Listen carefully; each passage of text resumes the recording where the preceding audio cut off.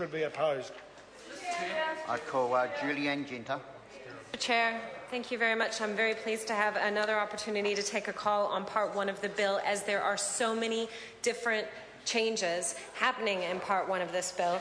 I've already spoken about my concerns with the changes to the purpose of the Principal Act, of the lack of the government's willingness to listen to the many submissions that were opposed to that. I've talked about our concerns with the transitional measures and other elements of the public transport management operating model, which are going to entrench existing bus monopolies. I've talked about the problems with borrowing or going to public-private partnerships to fund transport priorities when those new projects don't generate new revenue. So the further concerns that I have to do with Clause 14 and Clause 66 and 67. These are related to the core requirements of the regional land transport programs prepared by regional transport committees and the makeup of the regional transport committees.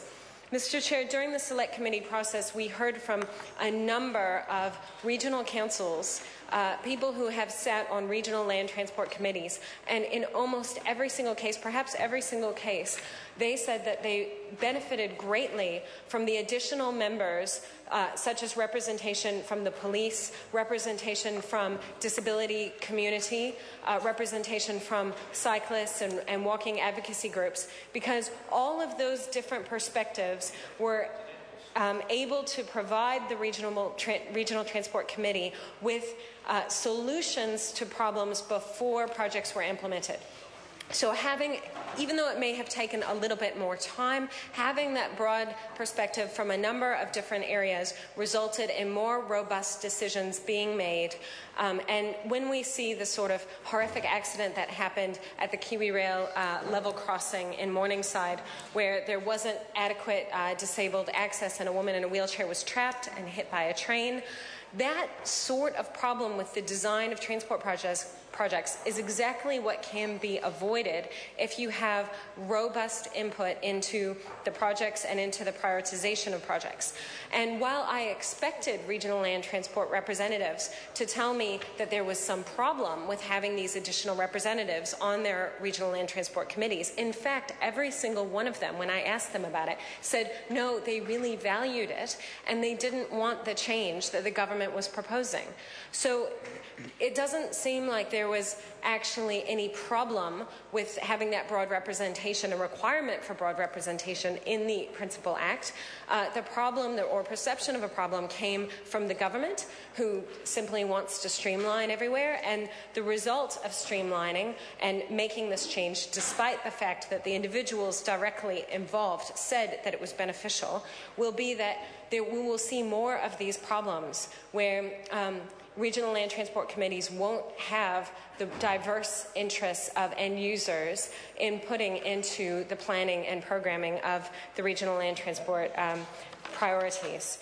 A further problem which was raised by my colleague Andrew Little just a moment ago was the fact that there's actually a downgrading of the ability of regional councils to set their own priorities.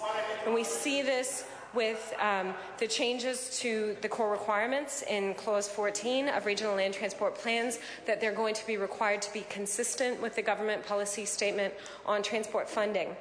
So what the government is essentially doing with this bill is concentrating more and more decision-making power at the central level as to how which transport projects will get funding.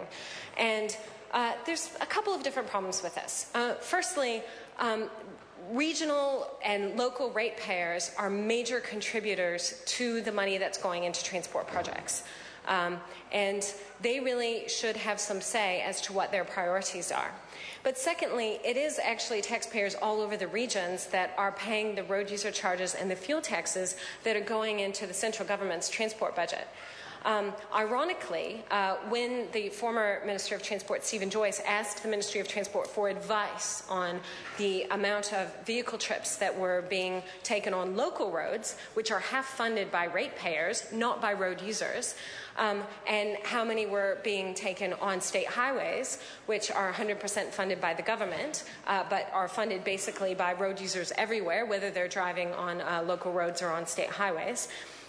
What they showed was that the number of vehicle... Mr. Chair, You've had 4 calls. To take a call on the Land Transport Management Amendment Bill, being a new member of the Select Committee that